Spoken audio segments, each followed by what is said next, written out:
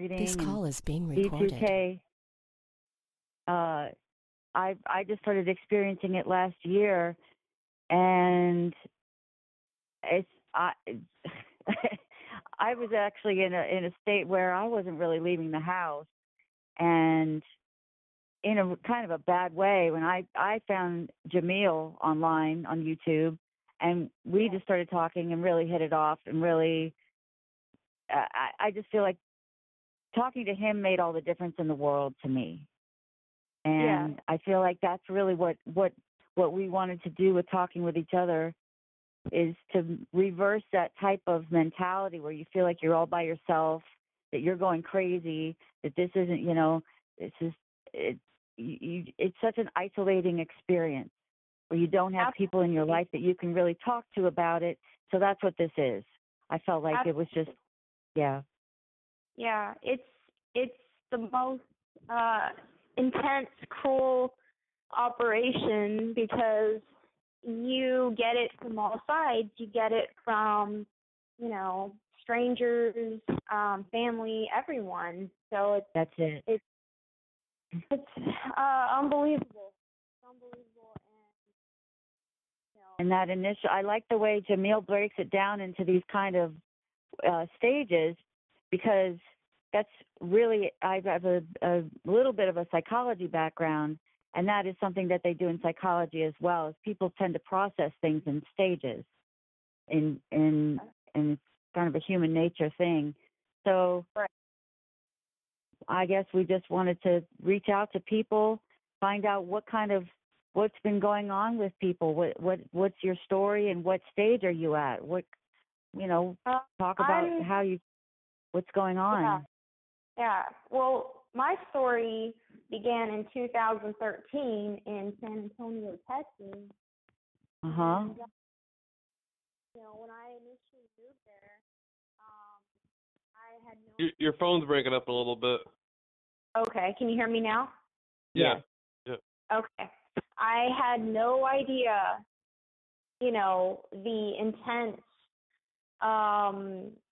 psychological operations that were going against me at the time. I didn't know there was an FBI building, a secret headquarters there. I didn't know that, my food and my water was being drugged. I didn't know, anything that was going on at the time. Wait, you cut out again. Okay, can you hear me? No, still kind of cut out. Yeah, that's always happening when I'm like trying to do something important. That's really Is strange. that right? Interesting. Yeah. But they've and I'm actually wondering how long, this has been going on in terms of the technology, the variations of technology, because obviously they've been doing this for a lot longer than just after Obama came into administration, So, but, they were doing it way before you were born. Right. Yeah. I think we try to look for markers in society where, this happened, so that must mean that this. And I think that we, even nobody really knows exactly where this technology first started and who's using it and how, but we know it's been around a whole lot longer than what has been told. Since at least Vietnam. Even maybe since World War II. We don't really know. Yeah, I mean, the MK Ultra program started in '53, and a lot of psychotronic weapons by the Soviets were being tested in Vietnam on American troops, and American troops were testing psychotronic warfare on the Vietnamese and the Soviets, and over in Cambodia and Laos, and so it's been around for a long time. It's not nothing new. And that's just what we have been, exposed to in terms of. There are countless situations of files being destroyed and, all kinds of, cover-ups. So that's just what we know. But this this could go a whole lot deeper than that. So, Yep. yeah, that's my opinion. But yeah, but yeah, I've been silent my entire life. But it's just, Really? yeah, the intensity of it was, I mean, my own parents. Wait, I can't hear you again. This is important. Okay. Let me see what's going on here. Can you hear me now? Yes. Okay. Growing up, I had parents that were, you know, they were teachers, but they never really understood politics or anything like that. But I was always into, you know, research and investigating history.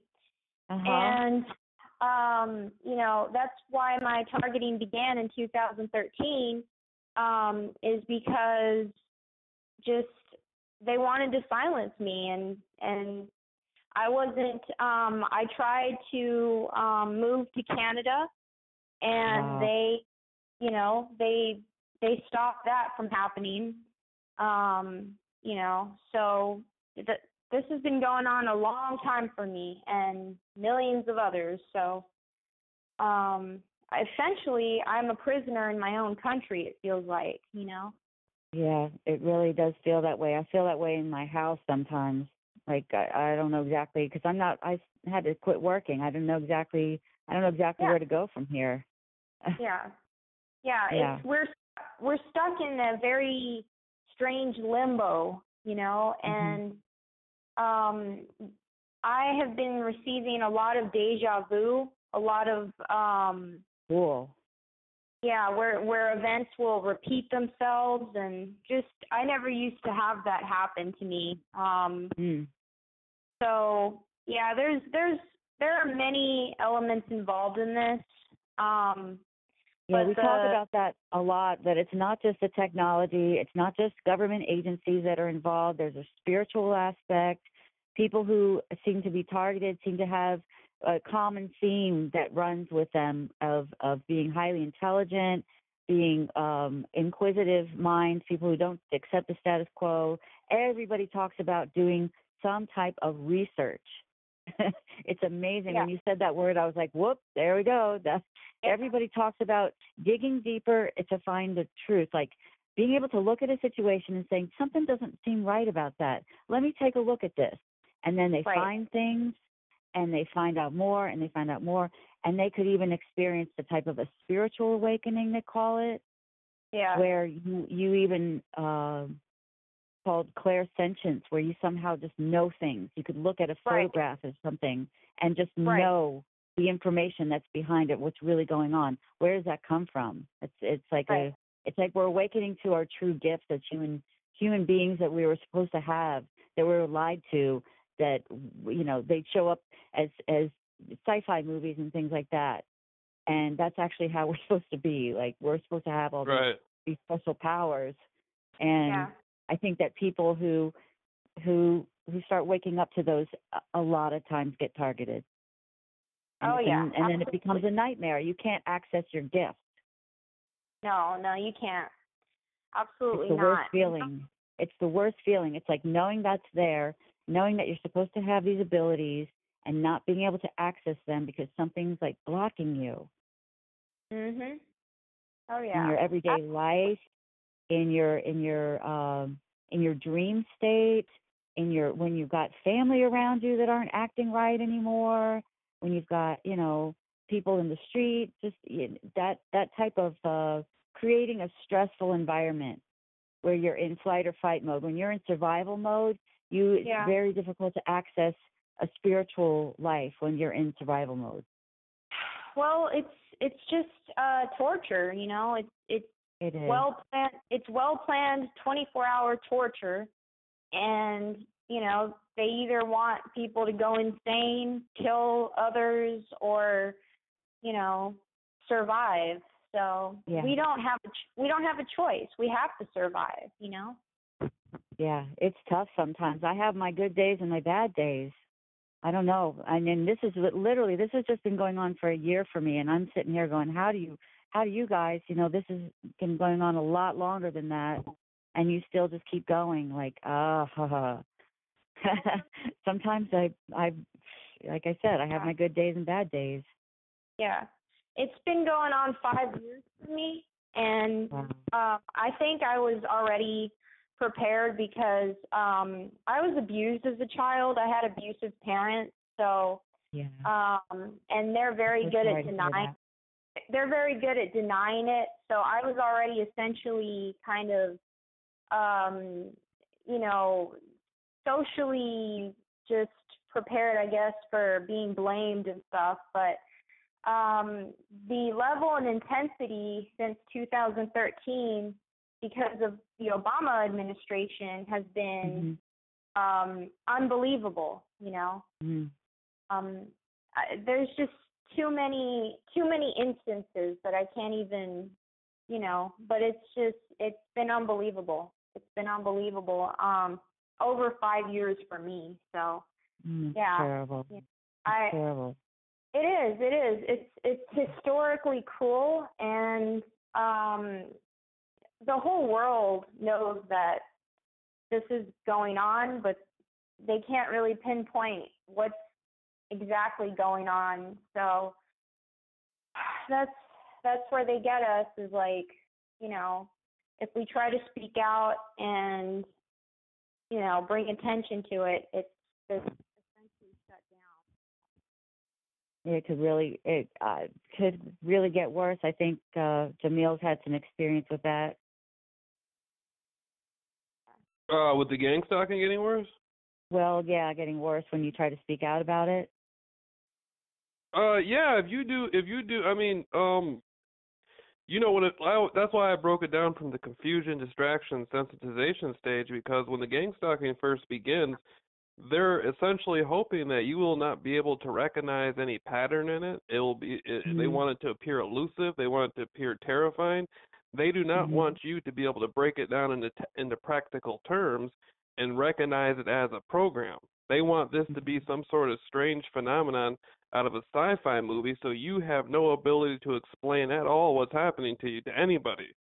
And they're hoping, they got their fingers crossed, that you're going to go kill yourself, or you might get a gun and go on a shooting spree, or you might just go insane and end up in a psychiatric ward for the rest of your life, or you end up on, you start going and getting drugs and getting high and, hanging out with the wrong people, and you just give up on life. That's what their fingers are crossed on.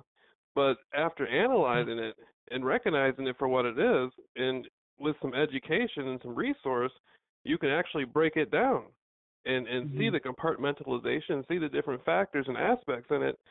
And, I've spoken to about 80 different people now on the subject, and I began doing courses in June 2016 after 1 year of being gang stalked, starting in the summer of 2015. But yeah, when you start getting active and breaking out of the isolation and breaking out of the fear, now here comes the big guns. They're saying that's when I started getting that's when I started getting covertly drugged. They're saying, "Oh, you're meant we were hoping you were going to permanently be in fear and isolation, and we were hoping this was going to damage you more than what it did, and now you're not going to stay here in this scary place with us. You're not going to be here in this scary place with us anymore. You want to be free and you want to be happy, and you're going to leave? What I thought we had a relationship here. I thought you were going to be scared and be hopeless, and you're going to leave this relationship and go and educate yourself and find people and explain this? Oh, hell no. Now we're going to start drugging you. Now you really messed up now." That's the mentality of it. Oh yeah. And so you can expect people, when you no longer want to participate in that relationship with it, yeah, you can expect some extra stuff. That's where the distraction stage comes in at. They're going to use everybody around you. They're going to use every tactic they have, every tool they have, because you're saying, wait a minute, my God didn't put me on this earth to have this relationship. I'm not doing that. I want something else for my life. And they're saying, oh, don't leave. It's like a boyfriend and girlfriend thing. Come on, baby, don't leave, baby. You remember how it used to be when you were scared all the time and hide in your room? Remember how good it was when they're trying to get you back into, It's twisted relationship. It's a very abusive relationship. Yeah. Oh, God. Yeah, that's what is a relationship. Come on, you remember how good it used to be when you were scared every night and you couldn't leave, and come on, remember the good old days. That's what it is. It's the psycho relationship where, stalking relationship. Absolutely. Yeah. Oh, yeah. Like smiling in your face almost. And using yeah. people in your life, and when you notice like people in your life aren't acting right anymore. That's like it was one thing for me when I would see the quote unquote gang stalking. I would like watch, or I would look around and I'd be like, you people realize how obvious you are? I mean, is this supposed to be something that's hidden, that's just going to hit me subliminally? Because it's not. If that's what you're trying to do, you're doing a bad job. Like, I would approach them and talk to them sometimes. Oh, wow. So, yeah, I would just start conversations, ask directions. One time I noticed this guy had followed me to the bank, and so I just walked out of the bank and like walked to his car window like I was trying to hand him my bank receipt, walking it with it in front of me. Like, here you go. This is me. This is who I was here at this time of day. This is how much money I have. This is, you want to see? Like, here you go. I know you're following me. You want to see this? It's fine. I don't care. Like he the look on his face was like, oh my God, I got to get out of here. I got to get out of here. And he slammed on the brakes and the gas and the brakes. He went back and forth a couple times before he peeled out. So that was like very entertaining. But then it went to another level where it was like I noticed that people in my life, like my mom, like all of a sudden wasn't acting right, and like I was noticing strange vibrations in my ears, things going on inside my head when I was sleeping, like things not it. And then when that went into a whole new level of, oh my God, what is this? What is this? And going online and finding, oh, they have things called voice to skull technology now. This is what I'm going through. Mhm.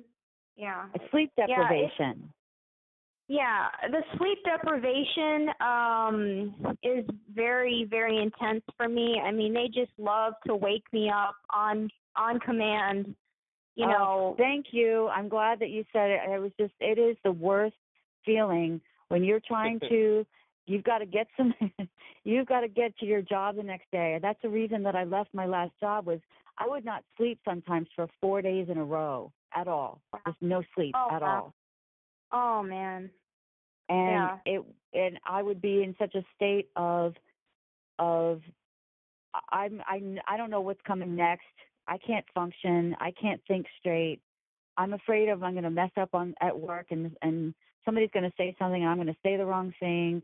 I was working as a counselor actually at a rehab facility where, people were really traumatized. Right. And I knew this. This is the job that I wanted. This is exactly what I wanted to do with my life. And I finally get this job and I am so freaked out all the time that I'm not able to function and not able to process other people's issues because I can't process my own issues. And I finally had to leave and try to regroup and say, okay, well, you know what? Maybe I can't be a counselor in a facility like that where I am surrounded all day long by people, because it was really like a holding cell. It was almost like kind of a jail, really. And I was never able to kind of separate myself from this large crowd of people. So I said, well, maybe there's a different way that I could do some type of counseling. And that was why I was so happy when I found Jamil. Was like, okay, maybe I can do this over the phone from my house in a safer, quote unquote, safer environment. We'll see. Right. Maybe this could develop into something else. Right. Absolutely. Yeah. You got to keep moving and keep thinking of different ways to live, to survive, to not just survive, but to thrive, to say, okay, this is my experience. I'm not going to let it change me. I'm not going to let it define me. That's what Jamil was saying last night that I thought he said so well. I am not going to let this experience define who I am. Right. That's right. Absolutely. you know what they're one of the things they're doing now, well, not that they're doing now, they've been doing it, but a lot of times people will ask, why do they use more noise campaigns for me and they don't other people are? Why do they use more visual techniques, the brightening and That's the a good color question. coding? It has to do with your learning process. Some people are Mm-hmm. audio learners. They learn better Mm-hmm. hearing. Some people are visual learners. They learn better seeing. Interesting, though. How do they know that? How do they pick They that do. out? Oh, because they're psychologically profiling you. They may Yeah. be evil. There may be evil. I can't say all of them are necessarily evil. That's that's very debatable what that word means in a lot of different ways. But these people are practical people. They're pragmatists. Like Mm-hmm. everything they do is pragmatic. Right. They do psychological profiles and evaluations on you. They've looked into your school history. They want to know how your learning process works. They evaluate you. They look at your eye movements, your body language. They do different sorts of tests on you periodically, and they want to know, is this person an audio learner? Can we Right. train their mind for the psychological harassment better with noise campaigns, or should we focus more intently on the visual aspect of it with the color coding and moving objects around in the person's environment? And so a lot of people ask these questions, why do they do more to me than other people in this way? And other people don't get that. Mm-hmm. It has to do with your brain. They're talking to your subconscious brain because your Mm-hmm. subconscious brain is still conscious. It's still consciousness, but it's more powerful. The subconscious mind is the most powerful. And that's what they're trying to access. They're trying to get real estate into your mind. Oh yeah. Yeah, I feel like that's the Absolutely. stage where I'm at, where it's like it's gone all subliminal. I can't even tell when it's going on, and that's I think that gets scarier at that Oh point yeah. because I don't have as much I don't have control over it. I can't see it in front of me. I can't identify it as, oh, this is what they're doing. I don't know that they're doing it. I can't, Absolutely. and that's what makes it that was so much more difficult. How do you identify when thoughts are not your own thoughts? Dreams are Right. not your own dreams. Right. Yeah. Welcome to the new order of things, I Yeah, guess. right? That's sick, right? Oh yeah. Oh yeah, yeah. You want to be spiritually, you want to have spirituality about yourself and ask questions and be artistic or be a conspiracy researcher and question things. We're coming after you. Mhm. Yep. Yep. That's it. I mean, and the thing is getting it on a local level, on a federal, it's just so many levels. Yep. And you just have to deal with it constantly. If there was like a time when it didn't go on, but it's just the ongoing bombardment of it is just unbelievable. It's like, how much are they investing in these programs? That's right. But I love your mind. I would love to do some type of I know I've heard of people doing this before. I just have never seen one. Somebody doing a psychological profile of people who are targeted, because just listening to you talk, I'm like, this girl is a genius. This girl is so smart. And the way that you're taking it as this terrible thing that has happened, and you're sitting there analyzing it. You're like, you're not even I know that there's got to be times when we are in tears, we're upset, we're shaking, we're scared to death, but it's like you're sitting here and you're just, let's analyze this. That's their reaction. It's great. Well, we have to turn the tables on the people doing it to us. I mean, if that's what they're calling for, I mean, trying to make us look insane, So. Of course, and that's why I always say that education is the best tool to do it. Break down what's happening to you and explain it to people, like both of you have been doing. Not just. Yeah. I'm not talking for myself. I'm talking about both of you have been doing that. But instead of going out and getting involved in some drugs or harming somebody or harming yourself, say, okay, well, I'm gonna go get the books. Yeah. I'm gonna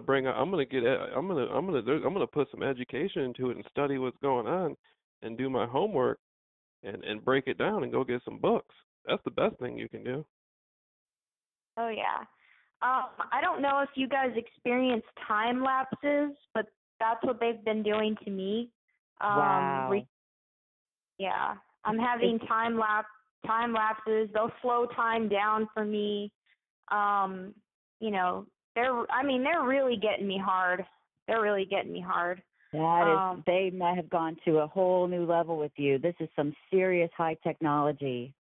Oh, to yeah. be able to do that, to be able to alter your perceptions of time. Yeah. It's human trafficking. That's all it is. Yeah, because, absolutely. You know.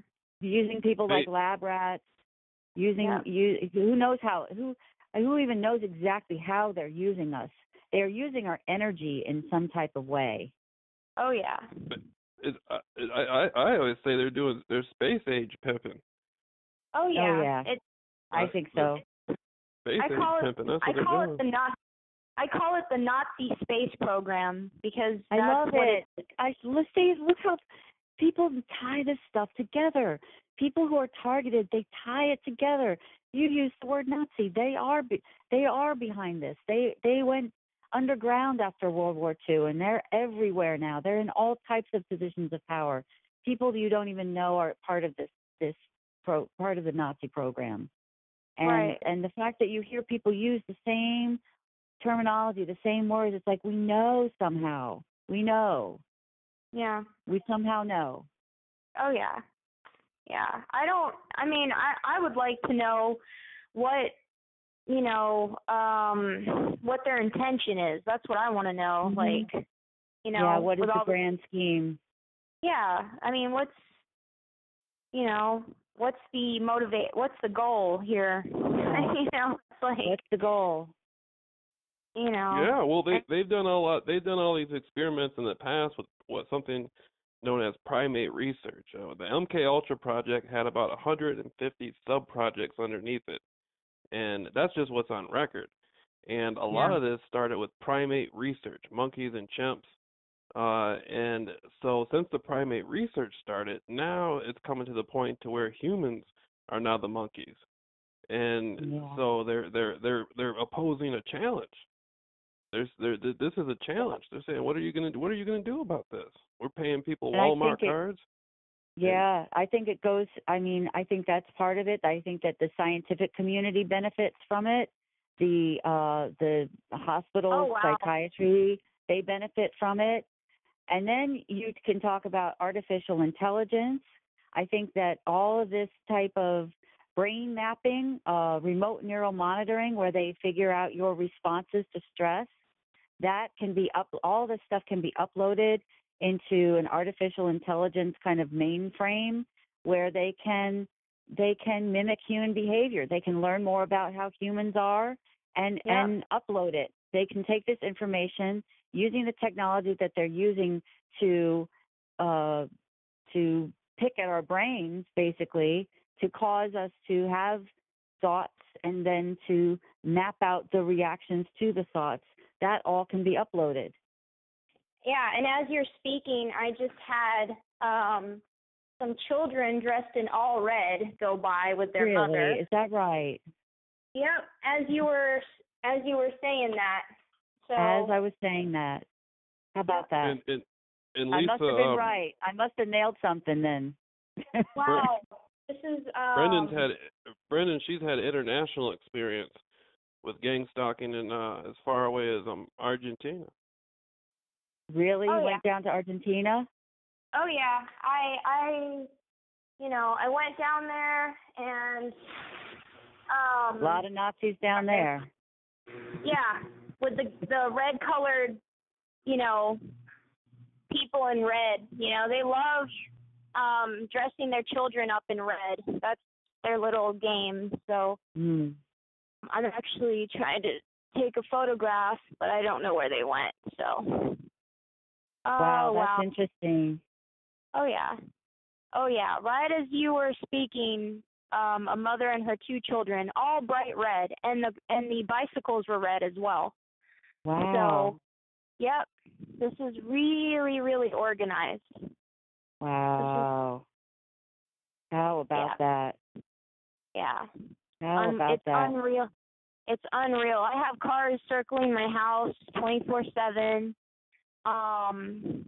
Everyone's involved. So, yeah, this It's is terrible because I feel like, when so say, you're talking to somebody on the phone, you don't know who they are. They say they're a TI, but you don't really know that. And so then they're talking and all this about their own experience or what their own feelings or thoughts are. And then you see this and you're like, well, is this person involved? That's where you thought, or are they listening in on this phone conversation, which I'm sure they are, and orchestrated that to, somehow sensitize you when you hear that information? Yeah. Well, I mean, I initially... Or is that just something that goes on anyway all the time and you don't really know when it's going to happen exactly? Well, I mean, did you question when you first met Rare Art? Did you question if he was a true TI or not? I didn't actually say that out loud. Mm-hmm. I question everybody that I talk to on the phone. I wonder. I wonder that about everyone I talk to. Absolutely. If someone, and I've actually heard other conversations where maybe I didn't join in the conversation. I just listened to other people. Yeah.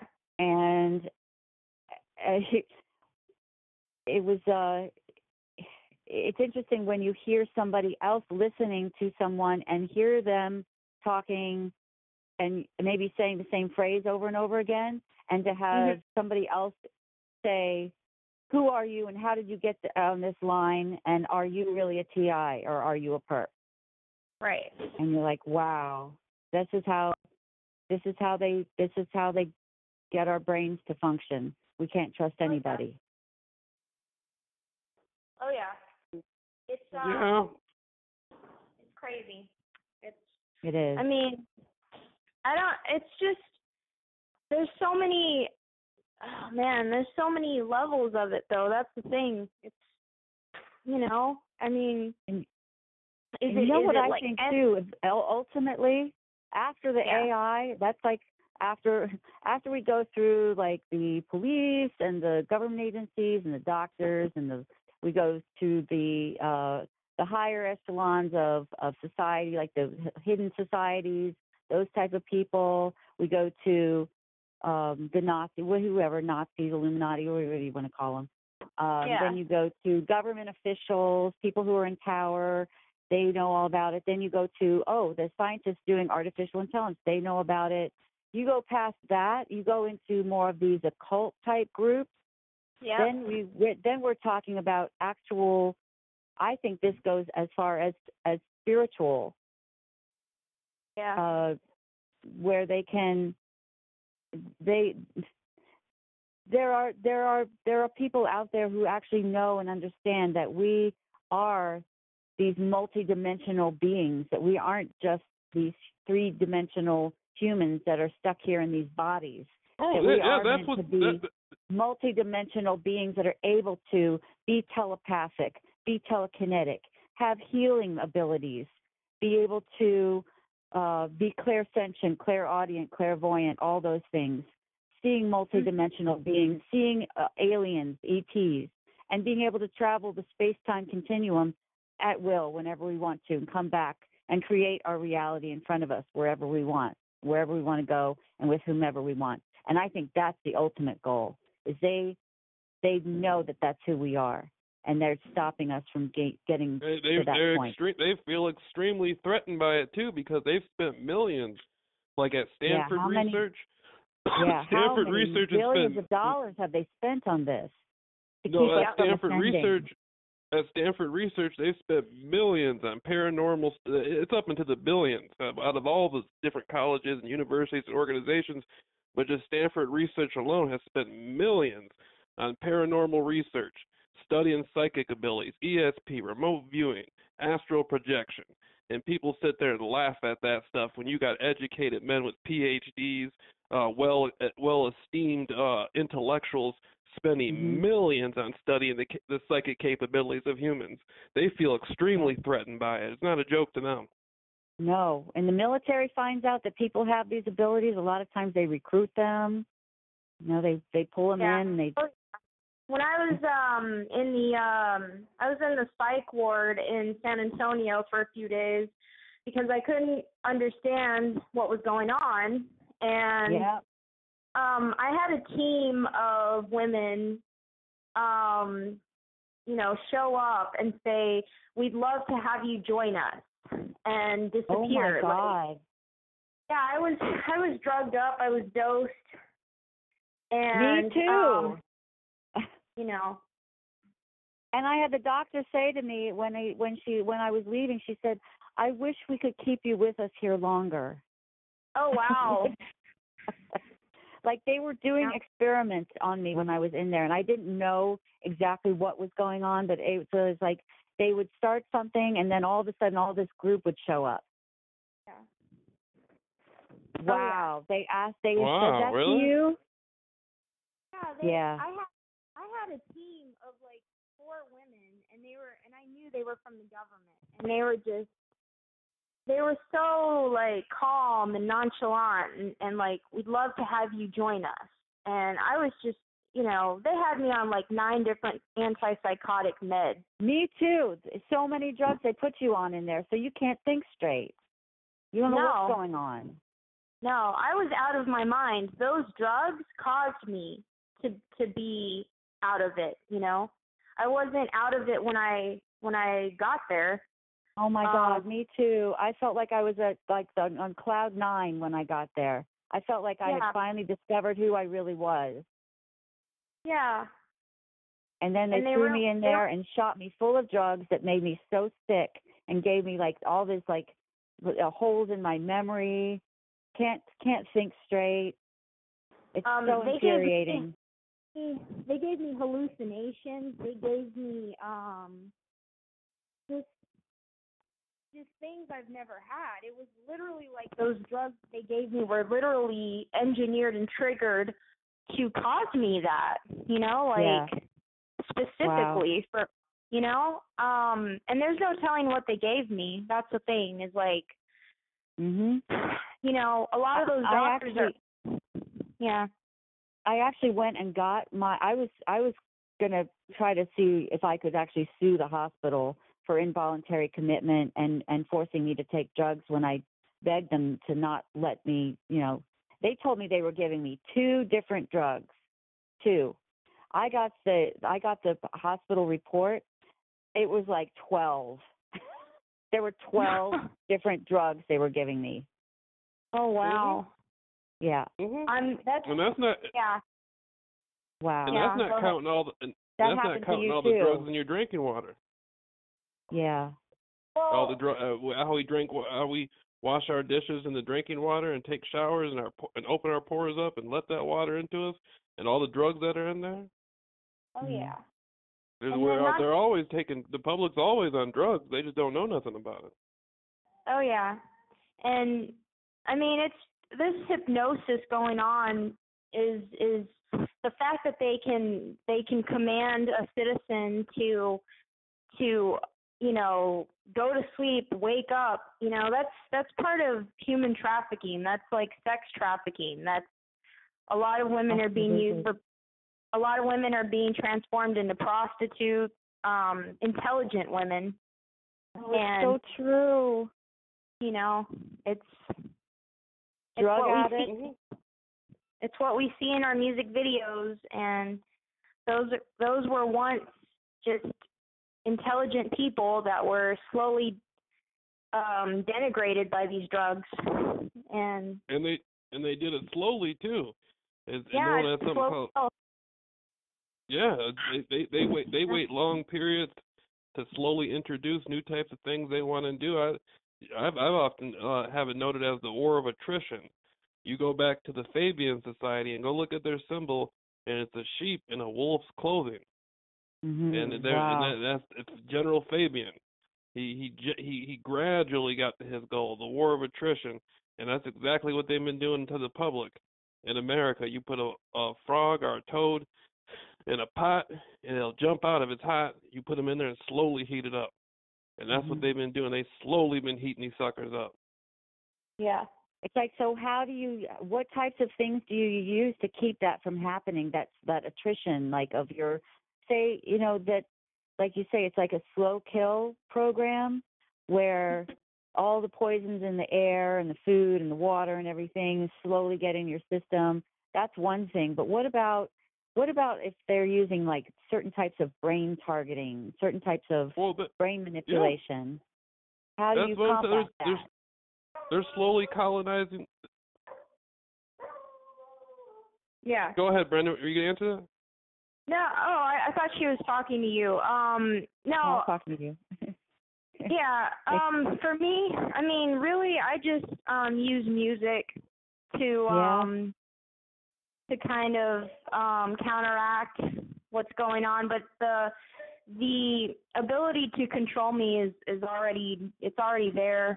It's I mean, we're all being controlled, There's this is not a free society, No. Silence and control, How do you support yourself? How do you get by? Yeah. So I used to write a lot. I used to have blogs. I used to have blogs, but now and I used to actually work, I used to work I did many different warehouse jobs and factory jobs and manual labor jobs. But I when I was a child, I used to invent things. I was very, very bright. And obviously. Since this whole program, I have been unable to really get out there and succeed at functioning and it's just heartbreaking. I mean, me neither. I feel like all the time, like I'm just struggling just to survive every day.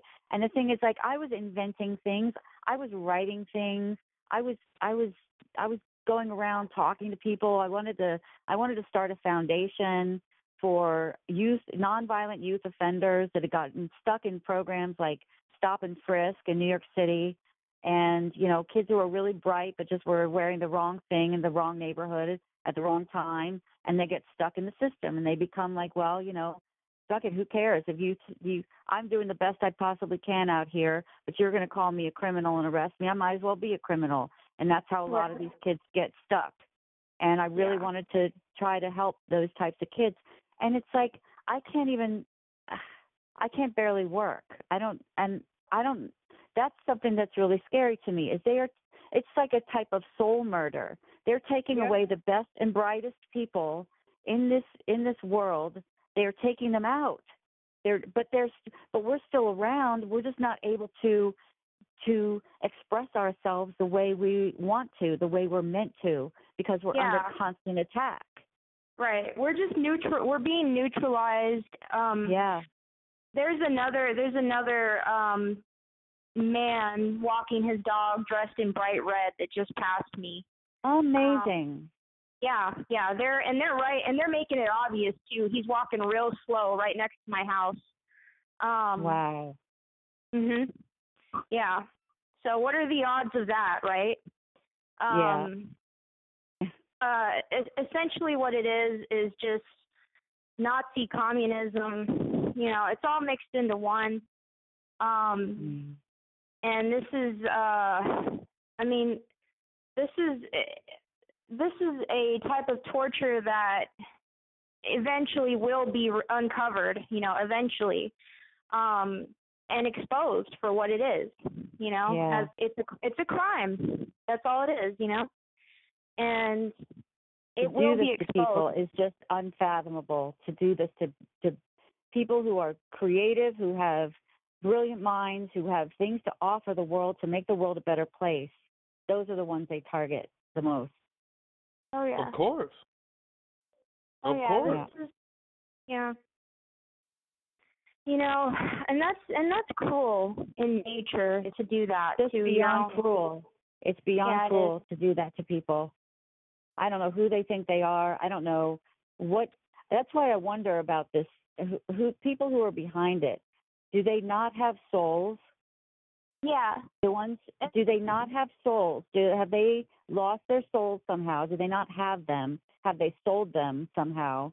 Do they really honestly think that this isn't going to come back? I mean, as far as the humans who are involved in it, I don't know about whatever spiritual entities, whatever. What do they think is going to happen to them when they're judged for this?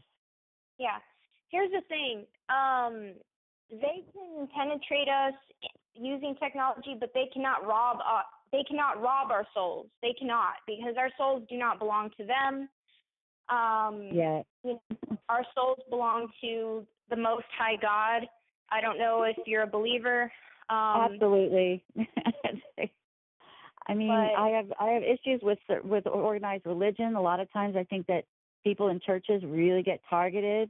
You can get it's easy to get a whole group of Christians to gang stalk somebody. Somehow they manage that very well. But I mean, I absolutely do believe in God. I do believe in higher power. I believe in Jesus Christ came here to teach us about how to fight all of this. Oh yeah, He taught us my faith is very important. Yeah, absolutely. Me too. I think that that's another common theme with targeted individuals is they have faith in the higher power, however that may look to them.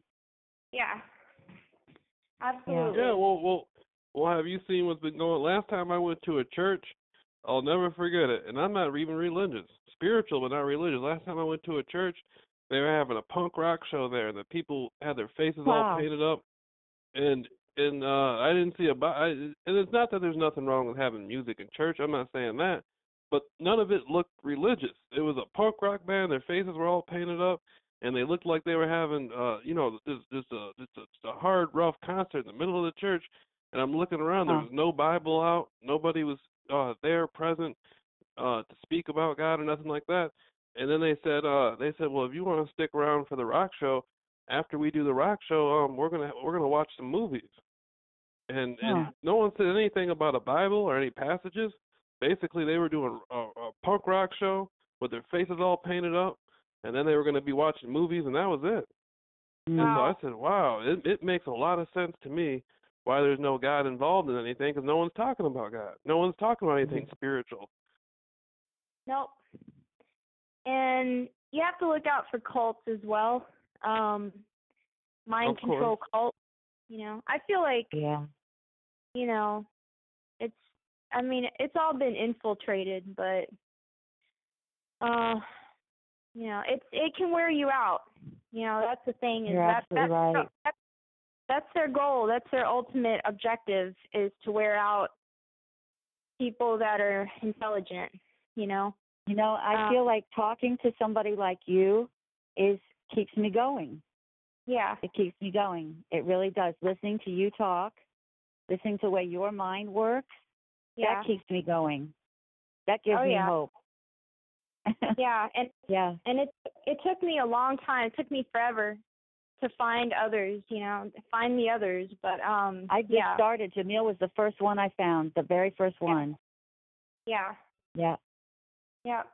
This is you know, and they're very, very good at what they do, because they use cover excuses such as when I was being bombarded by Pokemon Go players right in front of my home. Right in front of my home, there were 5 cars, 5 strange vehicles right in front of my home, last home I lived in. And these, you know, these, hold on one second. I'm seeing something here. Okay, I'm sorry.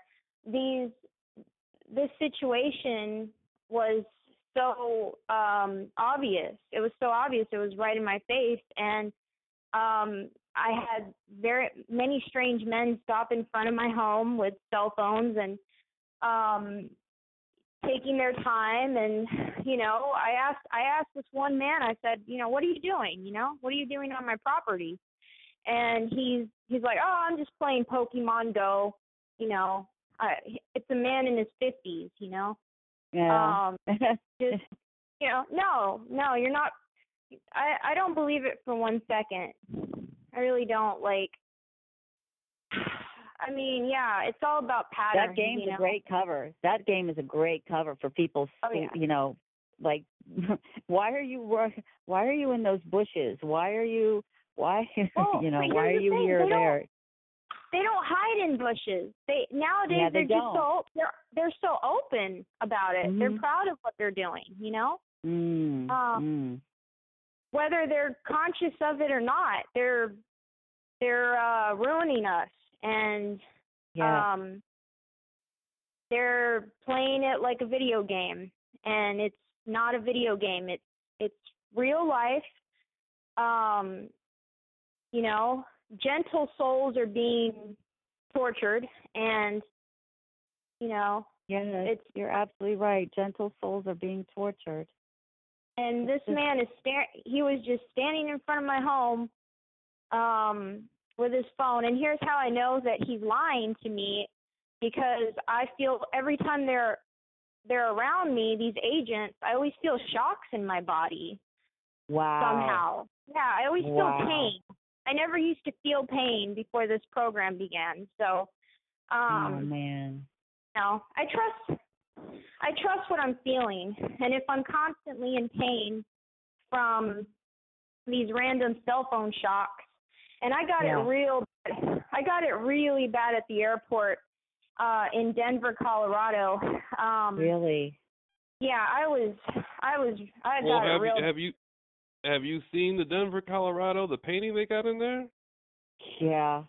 That's some creepy shit right there. Yeah, I don't know. It's like talk about not hiding in plain sight. Yeah. What happened to you in the airport, though? Really? Well, when I was essentially waiting for my flight to Argentina, and I was sitting there, and I was being monitored by, in my opinion, hundreds of agents throughout the airport, because I felt the shocks on my body. The whole time I felt like the trauma in my brain. I felt so much like I felt this intense horrible pain, sharp pain in my skull.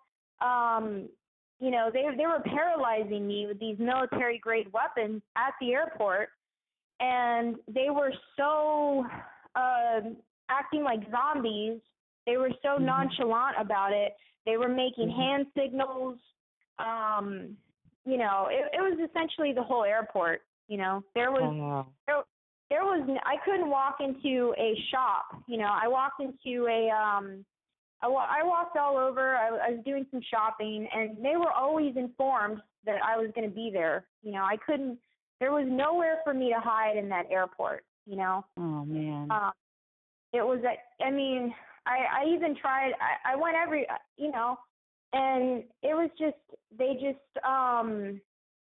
sabotaged my trip. They completely you know. I've heard of this happening and being especially bad in airports. Even people going and killing themselves in airport bathrooms. That's how bad it gets. Yeah. Yeah, it was. And I just remember how angry people were when I was in the bathroom trying to, you know, hide from these electronic attacks. Yeah. The attacks increased.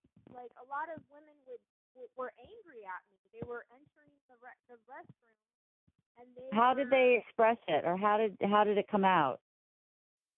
Their faces. They were they were growling at me. They were. Wow. You know, they were just acting very strange around me, and a lot of them were pointing their phones at me.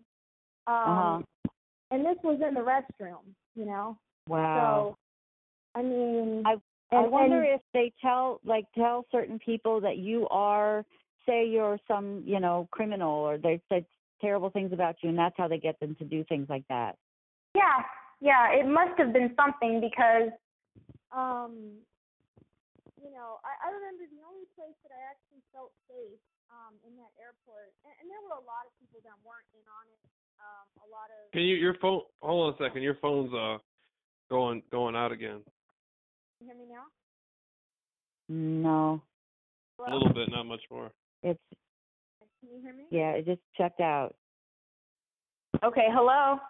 Yes, there we go. Yeah, we can hear you. Okay. All right. Okay.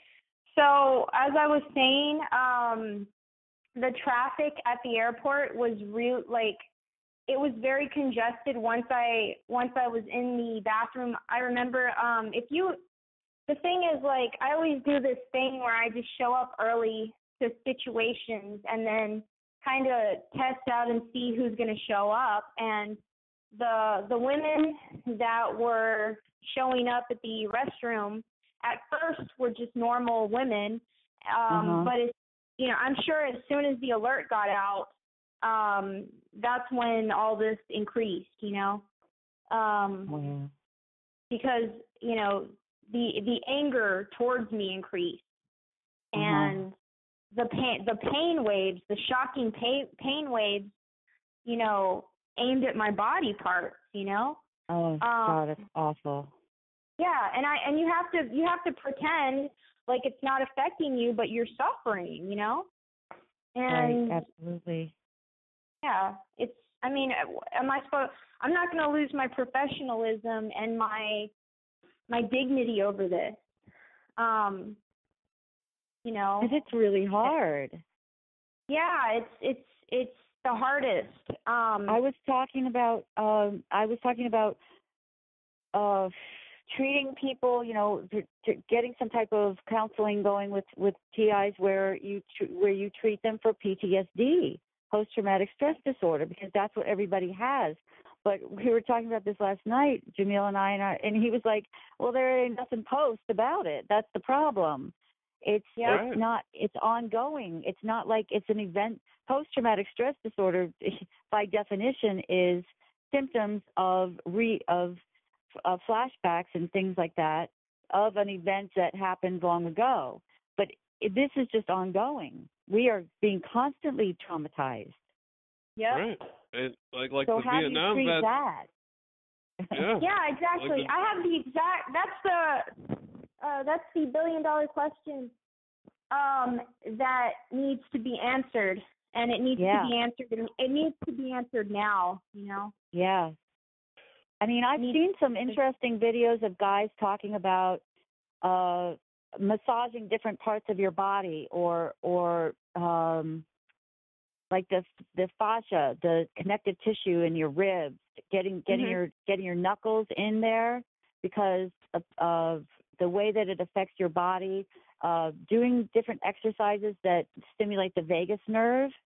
The vagus nerve is the main nerve that is involved in the fight or flight response in it's called the HPA axis of when your brain, your hypothalamus, your pituitary, and your adrenals, they are all in a biofeedback loop when you get into that fight or flight mode. And this is all biological stuff. So if you can maybe combat it that way, if you can realize, okay, I am now being triggered, I am now under attack, and I'm going to use my mind to override it by doing different things with my body. Maybe, perhaps that's something that could be worked on. Exactly. I'm not really sure. I think that's maybe a good way to start. That's maybe a good way to go. Yeah, thank you for that. That's going to work, absolutely. Yeah. When you look up, there's a guy, his name is Hochstetter, I think, Richard Hochstetter. He talks about that. There's another guy, his name is Scott Snitzer. He talks about all kinds of different nutrients and stuff, but that stuff gets really expensive. Yeah. And I've tried that, but they always counteract me. They always Wow, really? Oh yeah. They know what they're doing. They're doing it on purpose. But yeah, we have to stay positive, and we have to continue to to ignore them. And that's what they hate. They hate when we ignore them. They love attention, Interesting. That's a good point right there. That's a really good point. essentially they're children. They might be adults, but they're children because we're acting like the more mature people. So, you know. We are the more mature people. Down. We would never go and attack people like this. We would never do this to someone. Absolutely not. Isn't that crazy? It's supposed to be it's supposed to be the completely opposite way around. And it's supposed to be we're the ones getting taught and learning lessons and getting the wisdom, but on some when it comes to some things, it might be the other way around. Yep. There's a noise campaign going on right now as I speak. Wow. Of course. Yeah, there's an enormous group of people right outside of my home right now. Wow. Of course. Yep. Can you get a flashlight and start flicking it on and off, shine it out your window like you're doing Morse code or something? Yeah, these people are funny. They're so pathetic. That's all it is. They're so pathetic. They have nothing better to do than to harass. Those ones really are pathetic. The ones who are behind it, okay, maybe they make me a little nervous because I don't know what they're going to be able to come up with next. But you realize that if these people are under their control too. The ones that are clowning around in the streets like this, making noise, banging on stuff, coming, standing outside your door at the same time every day. There was a guy that used to come and stand outside my door drunk at the same time every single day.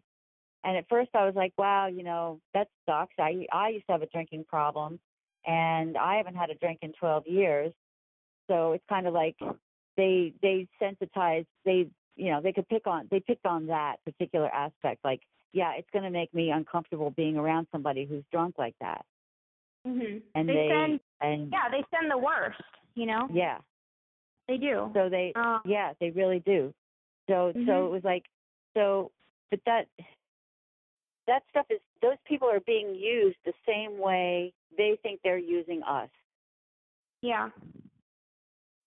Oh yeah, absolutely. It could be turned around on them any minute. They are nothing but puppets. This could be just turned around on them so quickly. They're idiots. Yeah. And it already will. It already will. As they're laughing at us, the tables are already turning. I mean, I just know that it's only a matter of time before it's them. It's their turn. Absolutely. Oh yeah. Yeah. I totally believe that. Yeah. Let's keep letting them smile, because they won't be smiling when it happens to them, and it will happen to them. Yeah. Absolutely. I totally agree. Absolutely. There's no doubt about that. I'm absolutely 100% convinced that it will happen to them, whether they like it or not. And and probably way worse. It'd probably be worse for them. Oh yeah. In some respects, it's got to be. Yeah, because they think karma. Yeah, they think they're doing a service, or they think they're they're like you said, they're just being used, and it's sad. It's sad. It's pathetic. It's a complete waste of time and energy and resources, and I mean, there's starving children that are skin and bones that have no food, that are starving, and they are spending billions to lie about people, and I mean, it's useless. It's worthless, There's something really wrong going on, because there were some children in Africa who were starving to death, and they were doing mathematics in the mud with a stick. And they said those children were in Africa who were starving, doing the mathematics in mud with sticks, were far more advanced than the children at the schools here with all these computers and all this stuff. So there's something really off the wall going on around here. Oh yeah, absolutely. Starving people with sticks in the jungle are excelling people in the American educational system. So Is that right? there's something going on. Something's not right here. Mm. You know, it's if I wrote a book, it would be called The Intimidation Factor. All of this is just intimidation. That's all it is. Yeah. You know, I mean, I'm supposed to be intimidated because a swarm of people are outside of my home. You know, is that supposed to intimidate me? I mean, you know, it's not working. You know, it's pathetic. It's pathetic. It is. You know, I mean, nothing is getting accomplished in this country. Absolutely nothing. Right. This is, oh man, this is so unconstitutional, so inhumane that it's insane. It's just, man, I don't know. I'm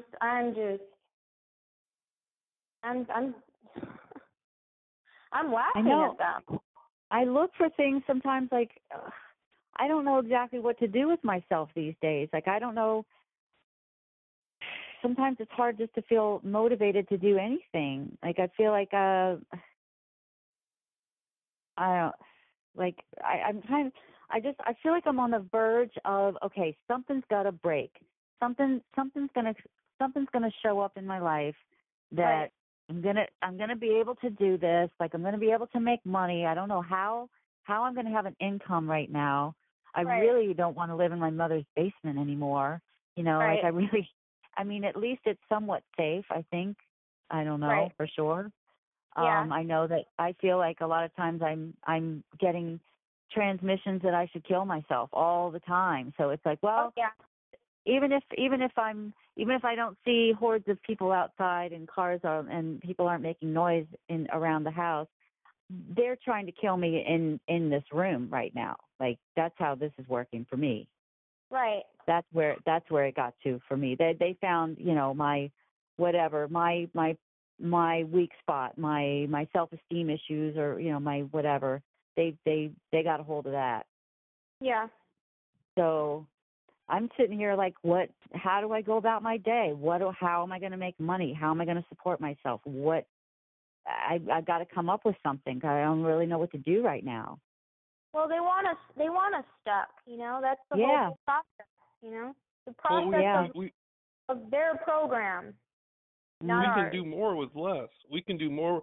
We don't need all this stuff. See, here I'm going to tell you something. Here in the States, people usually want more than what they need. Want the newest phone. I got to have a new car. I don't even want anything anymore. I want to be out there and be able to help people and just have, you know, a decent roof over my head kind of thing. And enough money to eat and be able to travel once in a while or something. You know, it's like kind of like I don't have like those types of materialistic I never really was that way very much, but I'm even less so now. Yeah.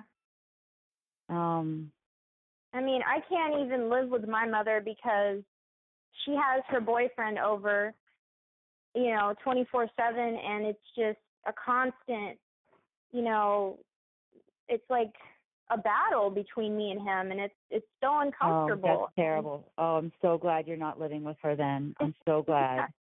It's uncomfortable. Oh, it's awful. Wait, I think you cut out again. Okay, can you hear me? No.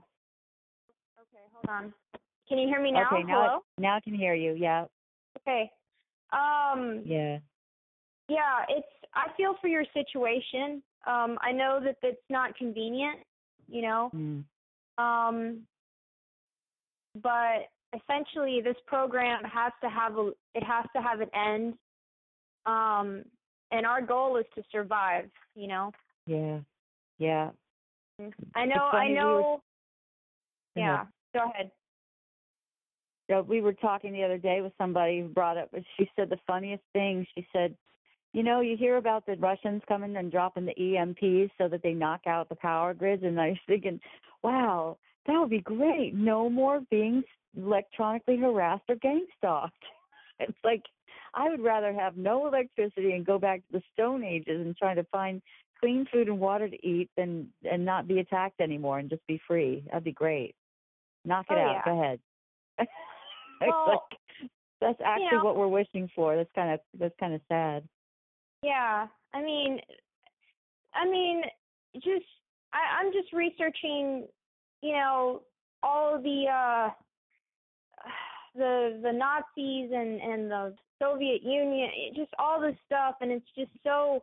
It's like they have me in a perpetual state of history research. It's like Interesting. I would like to carry on with my life. I would love to. I'm in the same boat as you, and there's millions of us that are stuck. And yeah. I would love to. I would love to get a life, and these people need to get a life, but they rely on the government. And what is the word in the government? Government, like mental, like you're being rolled by it. And yeah, self-businesses, like when the Jews had their own businesses and the Nazis came and smashed their businesses and destroyed, they destroyed their only way of making a living, Yep, they did that first before the Holocaust started. That's how it all started by their violating their civil rights first. Absolutely. Before they ever got to the camps. Yeah. Absolutely. Yeah. It was and then leading everybody up to those camps. And then everybody said, "Oh, the Holocaust is over, so the concentration camps are finished." But then the Soviets came and took over the concentration camps and kept them going. A lot of people don't know about that. Wow, oh no, I had no idea. Are you serious about that? Yeah. People say, "Oh my God, World War II ended and it was over with." Yeah, okay, it was over with. But the Soviets came and kept the concentration camps going, and they didn't. It might not have been the same people in them, but they put new people in them. They turned them into gulags. And so that's a whole part of history people don't know about, how they converted the Holocaust camps over into gulags. What's a gulag? Like, I don't even. A Russian penitentiary, a Russian prison. Oh wow. Yeah. Here we go. They're famous for the gulags in Siberia because they were so far removed from any civilization and in the middle of the frozen tundra kind of thing. Yeah. Well, people said, "Oh, the Holocaust is over." That means the Nazi concentration camps. They found all new ways to control people. They found all new ways to do it. This is state terror. Yeah. Turn them into gulags against their own citizens. State terror. Oh yeah. Yep. It's well, at least we're not alone, right? We have each other. I mean, yeah, that's true. I mean, that's what it boils down to. We create energy by getting together like this. That's what I say is the most important thing, is keeping connections of energy going, and that's what we do by talking with each other like this. We keep we keep these threads going. These threads mean something. They are important. They have value. We need to be out there with each other, camping and fishing and hiking and stuff and getting people together. That's what I'm working on right now. I was going to talk to you about that too. Lisa, why don't I bring, I want to talk about, hold on a second. I was going to say, I'm going to turn this thing off so we can talk more openly. Hold on a second. But go ahead. Oh no, we were saying about getting together, actually being able to, I don't know, like you said, hang out, go hiking, something like that. Absolutely. I think that'd be